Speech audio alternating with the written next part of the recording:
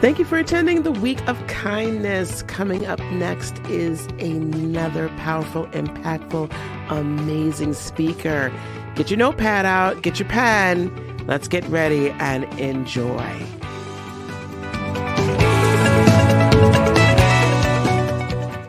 Welcome back. Hello, everyone. Welcome back to the Week of Kindness and Gratitude Summit and giveaway. I am Dr. Lisa Brewer, and we are about to bring up the originator, the one that created this all. This was her idea. We're about to bring Ms. Toni Kaufman up, and then we have another special guest for you today. Hey, Ms. Toni, how are you, dear? Hi, Dr. Lisa. How are you? I'm well, thank you. I'm very well. At this point, the time of this recording, we're almost to the end of day 2. I can't believe that it's already like 2 days are already, and we got 2 more like jam-packed More to days. go. It's just amazing to me. But I really want to be sure that we give our guests the most amount of time here. Toni, I would appreciate, I'm a little jealous that you're going to get to do her interview today. So thank you so much for being back here again. I know it's getting late where you're at. Well, All right. Joy is such an incredible person. I mean, just understanding what she's been through, and then, you know what? I'm going to let her tell you because I at one time I was called like the resilience person, that, but Sure. Joy is the living embodiment of the word resilience, and Absolutely. we're honored to have her on the show. I'm excited to meet her. And I think you're in for a treat.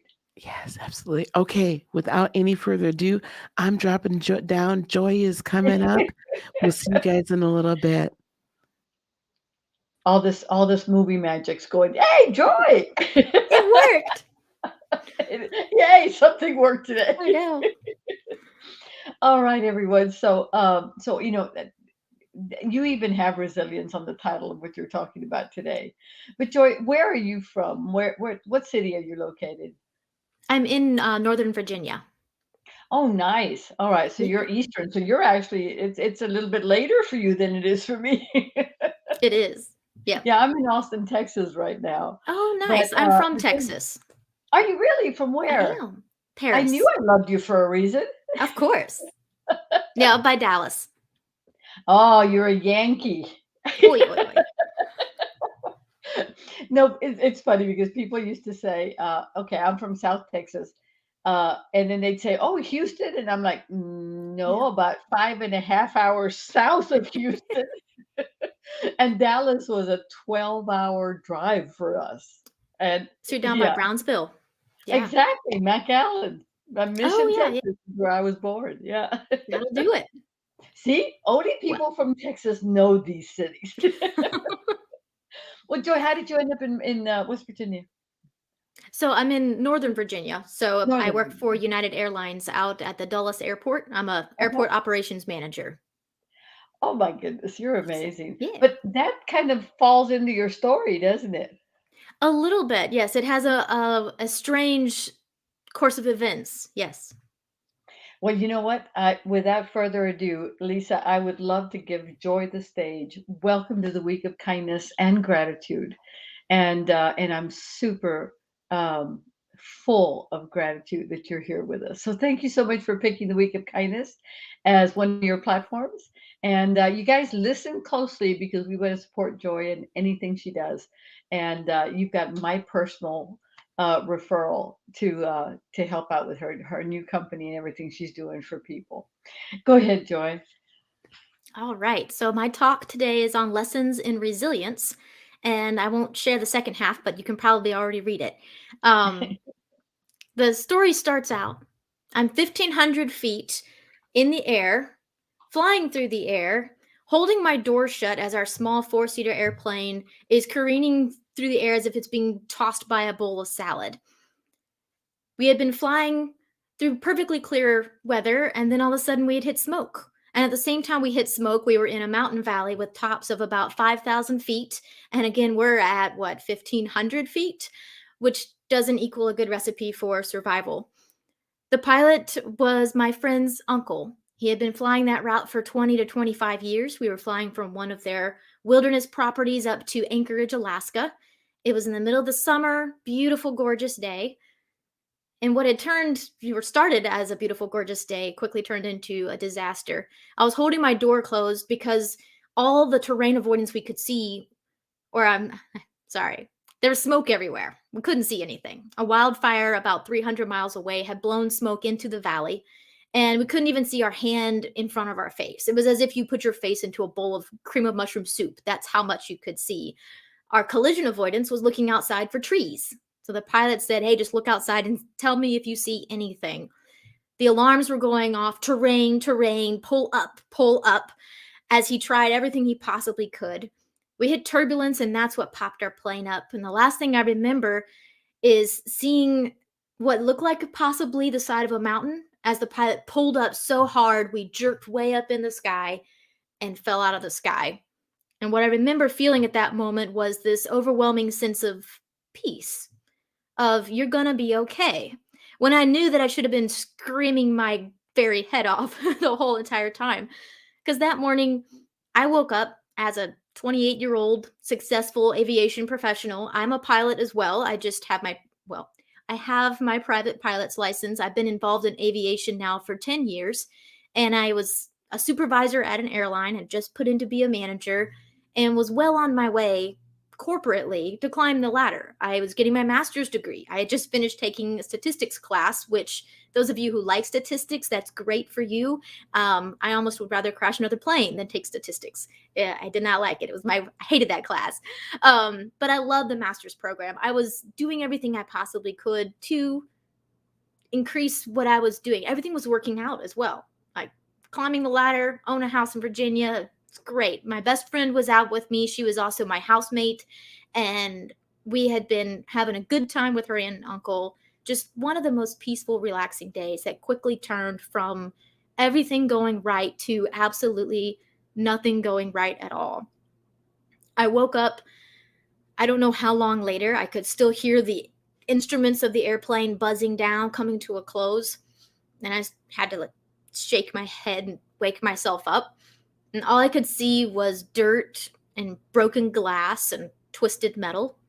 And what happened was our plane had stalled, which those of you in aviation know that means there's no more air under the wings to keep it up. It just simply falls from the sky, and had done a loop and hit the mountain pretty much square on the nose. The engine was buried in the mountain. I couldn't see it. All I could see was the twisted metal picking up in front of me. I looked around to assess what had changed. What had happened? What was no one expecting in this situation? What could I do? I noticed behind me, my best friend and her aunt had passed away. They probably blissfully did not even know what hit them. The pilot, at me yelling at them multiple times, woke up, but he was in very poor condition. So I'm the only one that's capable of getting us out, getting to safety, getting help. I reached up my arm to be able to push that door open, the same one I had been holding closed with all my life. Now I wanted to push open with all my life. And as I reached up to open it, my arm goes and does this, and was almost completely disconnected from the rest of my body. But did you know that you can control your muscles by just looking at your hand? So I looked at my hand and I walked my fingers up the dashboard, over the windshield area and around the framework to, the strong portion of my arm that was still connected, and pulled myself up. And I did that about 4 times, trying to get out the door of that airplane to roll down the mountain and get help. And it was to no avail. Every time it was just making me weaker and weaker, and I was not getting out. I found out what I thought at the time: my legs were trapped. So even if I could get myself out, my legs had been trapped by the engine that was stuck in the mountain. And I realized the only thing I could do at the time was rest. There was an emergency locator beacon going off. Again, back to the whole aviation pilot. I knew what that was, and that meant someone would eventually hear that beacon and send help. But we were in the Alaska wilderness in a mountain valley, so it's going to take a long time. I did what any one of you would do, and I took a nap. I just leaned over and took a nap. About 4 hours later, I hear a helicopter come over and woke me up. It passed over about 3 times until it seemed to stay in the area a little bit longer. I waited a few more moments, and I started hearing brush crunching. And so I called out, "Help, there's still people alive," thinking they would look at this pile of twisted metal and think, "Whew, that's a lost cause." Around the corner on the right-hand side, walked Brian with the National Guard. And he just leans down and he goes, "Hello, ma'am, we're with the National Guard. We're here to get you out." And in my head, I'm like, I gotta be in a movie. Like, what is going on? But then my aviation brain kicked in again and said, "No, keep it to business. This is what you gotta do." So I said, "Hey, my name is Joy. The two in the back have passed away. The pilot is still alive but severely injured. I have a broken arm, maybe a broken wrist, and my legs are trapped." And I gave him my turnover. Like, my shift is over. It's yours now. And he quickly just kind of shook his head like, "What in the world? Okay, great." Turned out they were pararescuemen. They were what are known as PJs. They jump out of helicopters, C-130s, anything else, as medics capable of doing anything and everything. And they had jumped out of a Pavehawk helicopter as part of the 212 up in Alaska and took me to the hospital. I woke up about 5 days later. I had a pretty good dose of ketamine.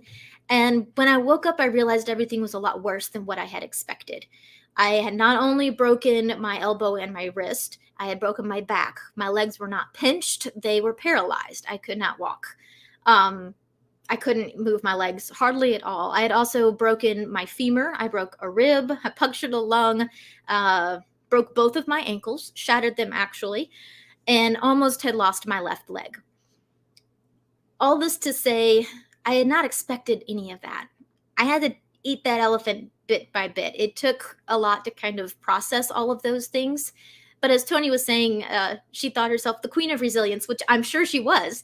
And it's stories like hers that really brought me through learning about how I can cope, how I can keep everything going. Also knowing that my nerves work. If I can just stare at my feet like I stared at my hands and will them to get back to work. I had 4 spinal cord tears. Those basically meant it wasn't a cut. A spinal cord cut would have meant that I'm never, ever, ever, ever going to walk again. A spinal cord tear meant, well, we don't know if you're going to walk again.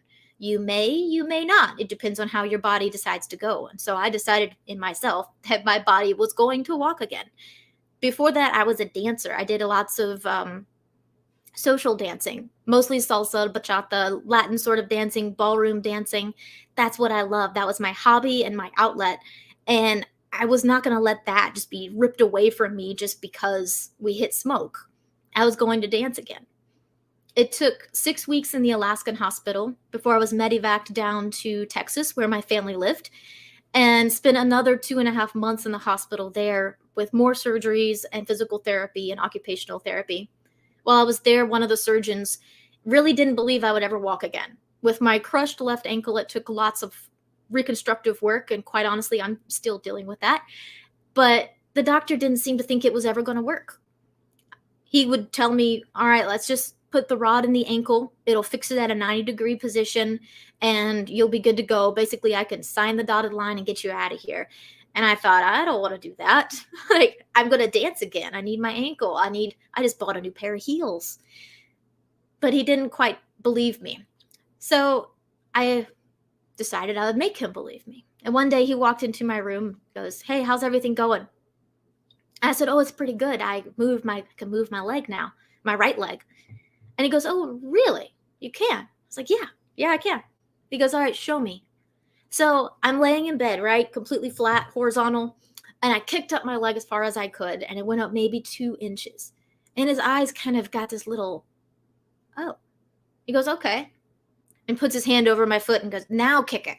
And so I cranked my leg up as hard as I could, and I kicked up a little bit higher, maybe 4 inches now.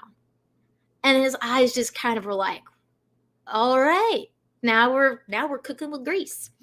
And he, of course, as a surgeon, he can't be outdone or anything of that sort. So he puts his hand way up here and goes, "All right, now kick it." And I, of course, tried to kick it again and went up maybe 5 or 6 inches that time. But he walked out of that room and went to see my physical therapist and said, "Did you know what she could do?" My physical therapist said, "Yeah, we've been working on it the whole week." It was moments like those where I realized there were people like my physical therapist who had been, "Yeah, she's going to walk. She's going to do it again." And there were those like my orthopedic surgeon who said it's never going to happen. I had to choose which voice I wanted to listen to and which voice I would take into consideration and prove wrong. It took me 1 year before I was able to go back to work. But 1 year after crashing that plane into the side of a mountain, experiencing all of the breaks and all of the loss, I walked back into work. 2 years later, I went dancing again. And I needed a couple ice packs afterwards, but it was totally worth it. And I was able to go and achieve my goal of walking and dancing again. I like to share my story with you guys, with other people, anyone, to let you guys know that resilience is possible. It takes a couple different steps. It takes a lot of work. It takes lots of stories of different people who have done amazing, amazing feats to let you know that you're able to bounce back. Resilience to me, I picture as like a elastic rubber band where it constantly, it stretches out, but then it always comes back to its same shape. It might be in a different position. It might be across the room now, but it's in its same shape. It's able to bounce back because it knows what it is. It's a rubber band. So in a human form, being able to bounce back to who you are. Who I was never really changed. Who I was deep down inside, my thought process, my emotions, they changed a little bit, but for the most part, they were able to come back to a place that was full of more kindness, full of greater gratitude for the things that I had been given in life, for that calm, peaceful knowing of you're going to be okay. That was combated by many, many repeated sayings of what part of any of this is okay. But knowing that I am okay. I can walk. I'm alive. I'm able to share my story with people and encourage them. So 3 points, lessons in resilience that I would love to share with you guys to hopefully give you just a couple little things to be able to remember and process by for resilience. The first one is my absolute favorite. It's called grounded optimism. So grounded optimism is not a pie in the sky sort of approach to life. It's not saying everything is great and wonderful 100% of the time. Grounded optimism is having a positive perspective, positive outlook with a practical perspective. It's being positive about life and about the effects of things and how everything is going to work out, but also keeping that practical perspective of the facts of life. Life is hard, life is tough, and a lot of times it'll try to kick you to the ground. But if you let that affect your positive outlook, you're losing sight of the grounded optimism. Grounded optimism goes, I have 4 spinal cord tears. Okay, what's that mean? Let me understand this a little bit better. I talked to my neurosurgeon multiple times, and every time he would say, your body has up to 5 years to get back spinal cord healing. You have the first year, you'll get the most return of function back. And up to 5 years later, you could still get more function back. And instead of going, this is never going to work, my spinal cord's torn in 4 places. Like my vertebrae went from this to that pretty much. I could have done that, but instead I kept that positive outlook and went, okay, this is going to be a long, hard road. I'm going to have to really fight. And guess what? I did it. Yes, I still have residual spinal cord damage, but a lot of that is overcome and I'm able to find different things to do it. So try to maintain a positive outlook with a practical perspective. When you wake up in the hospital or you wake up in the morning and things are not going the way you need them to go, maintain that practical perspective of what's next. What do I need to do to make myself work, cope, fill in the blank of whatever it is you need to do, and then have a positive outlook. What's something that may be going right? What's something that's going well in your life? In those days, there weren't a lot of things that were going very great other than the fact that I simply was alive. That was the only real positive outlook. And the fact that I had lots of family and I had lots of coworkers supporting me, which was an amazing, amazing mental assistance in that aspect. If you lose the outlook on life, you lose the ability to be resilient, that ability to bounce back. The positive outlook, yeah, sometimes you have to find the tiniest little thing, and sometimes it's a beautiful sunrise that just really literally blows you away. But when you have a positive outlook, then you're able to have that resilience and be able to pull yourself back from the negative feelings, the pain, the anguish, the loss, and pull yourself back into that status quo of a rubber band. The second point I have on being resilient is plan for weakness. A lot of times I don't like to think that I'm weak at all. I like to think I could still do lots of different things and I'm capable of doing everything. But I've had to start realizing that weakness is inevitable. We're always going to have weakness in our life. No matter how much we go to the gym, no matter how much we mentally prepare or go to school or fill in the blank, there's going to be weakness in our life. It's how we react to that that changes things. I mentioned earlier that I'm still dealing with a left foot issue. That same doctor that I had to prove that I was going to walk again ended up putting a rod in my ankle so that I could start walking. However, last year, which would have been 3 years since the accident, that rod broke. Somehow I broke a titanium rod. I don't know how. It broke, and now I'm in the middle of doing reconstructive surgery. I've had 2 previous surgeries with 1 more surgery next week. That will be hopefully finishing the last of my surgeries. But again, I'm not holding my hopes up too high.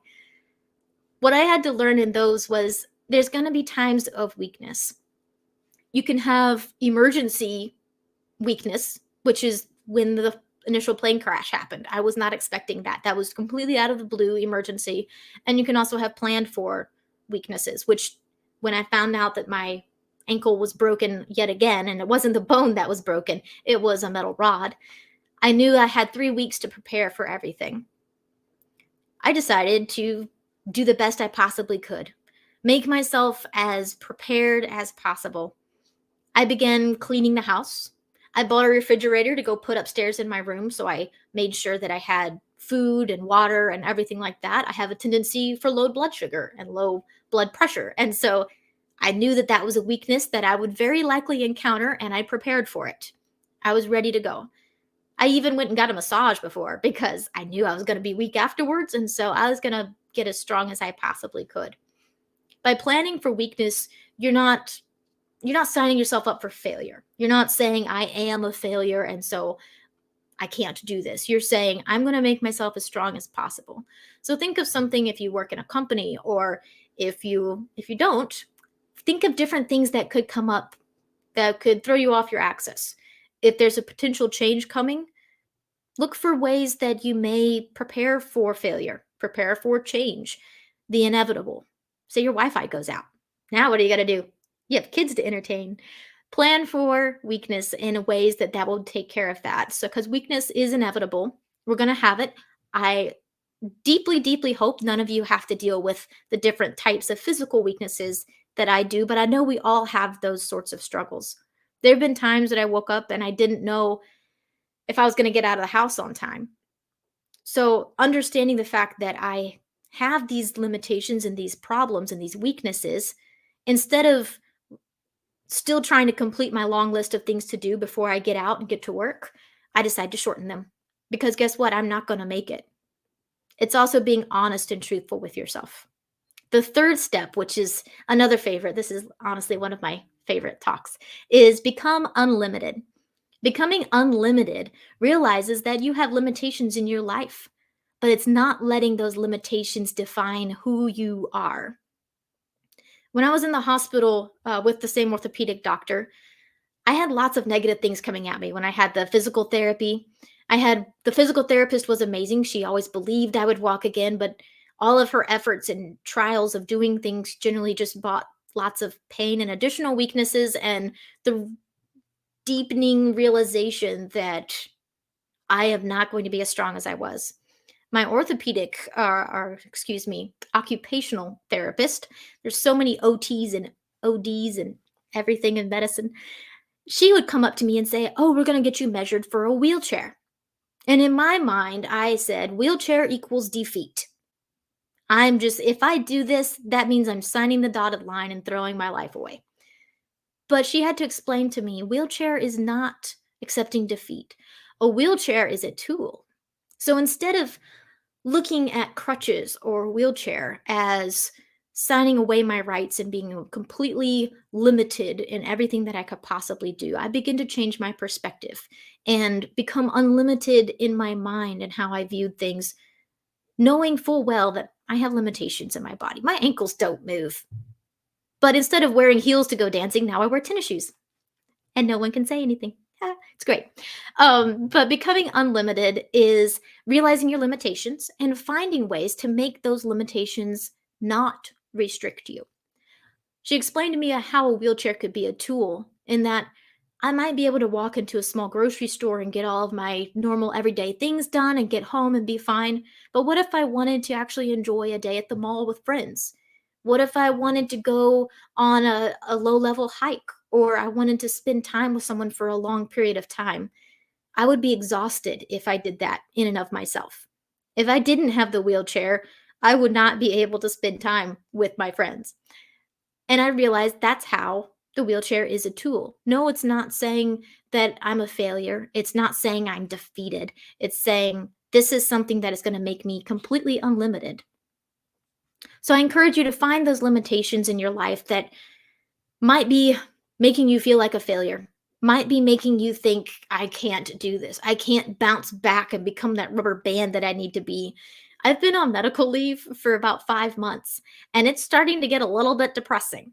But I have to remind myself this is necessary. If I want to recover and become as unlimited as I possibly can, I need to take that time to recover. And the time will come when I'm back at work, when I'm able to direct airport.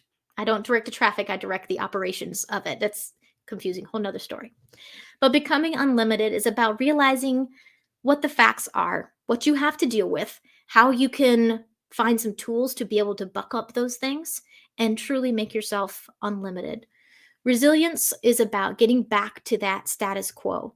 And like I said, 1 year after I had that accident, I walked back into work. And 2 years later, I went dancing. And 3 years later, I was back in surgery. And hopefully 4 years later, I will be dancing again. That's my plan. So it's not letting it get you down. It's keeping up the momentum.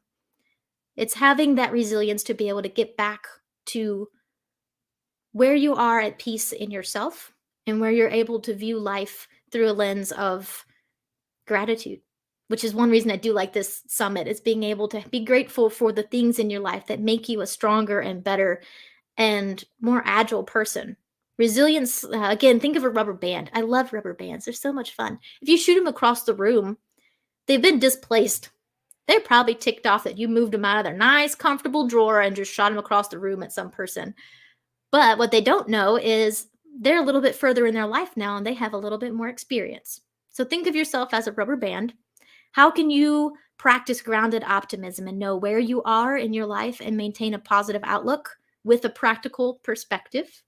Plan for any weaknesses that may be coming up in the future or may be coming up soon. And how can you prepare for those so that when they do come, the impact is very minimal? And become unlimited. It's a mindset. It's something that takes things that are being thrown at you or what other people are saying, and you've put them through that lens of, is this factual? Is it true? Does it benefit me? How can I become unlimited in my life? Thank you guys for the opportunity to talk to you. I do have my story. It's available as a free gift. You can go download it. I believe they have the link there, but if they don't, it's joycooperpilot.com/story. And you can go download it for free there. I love getting to talk to you guys. If you have any other questions, you can also contact me there at that website, joycooperpilot.com. And that's what I've got. Oh my gosh, Joy. You gave me, when I used to host auditions for the big talent shows that you've seen in both English and Spanish, somebody would always come up, and no matter what they look like, and during the auditions, I would get goosebumps. And you know what I'm saying? Mm-hmm. Oh, I do it too. Boy, you gave me about 3 of them, 3 sets of Uh-oh. goosebumps. Thank you. Your story is amazing. It's definitely a movie. Definitely a movie. We got to turn that into something. But I also see you on TEDx stages, and I see you talking to children, and I see you talking to high schoolers and college kids who kind of forget how good they've got it. I mean, Right? it's They so really easy. do. It's so easy to forget in the midst of I don't have enough money, or it's raining, or it's really cold now, and what am I going to do? And that Mm-hmm. the stuff that every day is meaningless if we just adopted a sense of kindness and gratitude. And I'm honored that you selected this summit. I love and I'm honored to have met you because you are an old soul, my friend. You are not a young It's true. girl. You are an angel, and Thank you. just taking every lesson that you come through and then coming back with a talk that's that good. Thank you. Thank you. I appreciate This is my pleasure. Guys, see, there's many kinds of talks. There's inspirational, motivational. You just saw a great example of that. There's educational. And then, of course, there's the speak to sell. And you've seen in this summit a little bit of everything. And Joy is able to work with you to help you to see the resilience factor to take her up on this gift. I can't wait to see it. Flying, falling, fighting, a pilot's memoir. Yep, we got to make this into a movie. It'd be pretty epic. I think so too. I do want to tell you that my sister had a diving accident when she was, I believe she was still in high school, so like 16 or 17, and she had ruptured she broke her back, and she was told after 3 surgeries and 2 spinal fusions and a tainted blood sample that gave her hepatitis during one of the surgeries. And so her whole life she was told, you're never going to walk again. You're never going to walk again. And then when she was walking, they said, you can't ever have children. You can't ever have children. And then when she had 2 kids, Yep. that was my big sister. And she ended up finally passing from cancer. Oh, But you remind me so much of her because she never let them tell her what she could do. yep. You listen to the experts, but then you decide what you're going to believe. It's true. Lisa, I'm in tears, so I know you've got to be. Oh my goodness, that was just tremendous. And I am going to echo Tony that absolutely needs to be a movie and it needs to be distributed globally. Yeah. That is just such an inspiration. Inspiration doesn't even scratch the surface. It doesn't scratch the surface. I know. Does not. So, and it's so funny because I'm watching you talk and I'm like, you're this little young thing with this giant. Yeah, it's crazy. And that's just the surface. Yeah. That's just the bullet points. Yeah. So let me ask you this. When you were putting all this together, who was your mentor? Who taught you how to put the story together the way you did? Because I'm as someone who tears things apart and puts them back together, they did a heck of a job. Yes, they did. It's Matt Browning with The Leading Voice. So I don't know if you've heard of him, but yeah. Well, Matt, our hats off to you and a jiggle of the earrings because you did great. Absolutely. I'll let him know you said that. Please do. But more important, I'm super proud of you. I'm just beaming. I'm so proud of you. Thank you again for being on the Week of Kindness and Gratitude. Any last words you want to give our folks out there? Because I just tweeted you and told people they don't watch that, they're going to be on my bad side. So yikes. Okay. Well, last words, don't be on Tony's bad side. I have a feeling it's a bad place to be. No, just try to have that grounded optimism sort of look. I mean, hopefully no one has to experience what I had to experience, and it's less quote unquote, but also what I have learned is we're all given things that we have to work through. So you may not have a plane crash to work through. You may have something that you think is smaller, but guess what? It's not. It's because that's what you are given to work through right now. And the same steps apply whether you've been in a plane crash or you stub your toe.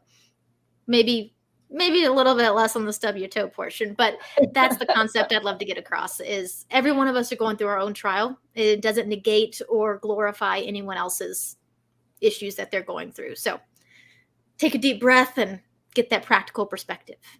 I do need to ask you one thing because your painting behind you, as you were talking, just came more and more and more every time I look at it to life.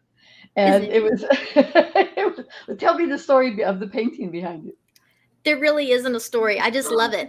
It's France. it. Here, I'll tip it up. You can see it's France. Oh my goodness. Yeah, So Lisa, I love bucket list, traveling, bucket airlines, list. you know, definitely. Love it. All Uh, right, guys. Lisa, what do we have coming up next? And Joy, I just love you. I knew from the moment I first saw you. I didn't even know why, but yes, thank you so much for gracing our stage. Awesome. Thank you so much, Joy. And up next, we are going, Lynn Temperley's video is playing right now. Oh, And talking then about come you'll on show back your here in about color. 24 minutes or so, because we're going to wrap up the day with Carla Cohen. Thank you again so much, Joy. And guys, be Thank you, sure that you ladies. go to the Event Raptor page or go back to weekofkindness.com, and you are going to be able to go ahead and you'll be able to select Joy's book, Joy's story. Please go and get that story. Okay. Thanks Bye, so Joy. much, Thank guys. you. Thank We'll see you you. We're back. going to take us on out of here. I'm going to play that outro. You guys head on over to YouTube. Okay, guys? And then we'll see you in about 25 minutes. Bye. Wow. I hope you enjoyed that just as much as I did. Thank you so much for all of that great information. Hey, we're not done yet. So just relax. We're going to continue on with our next speaker in just a few moments.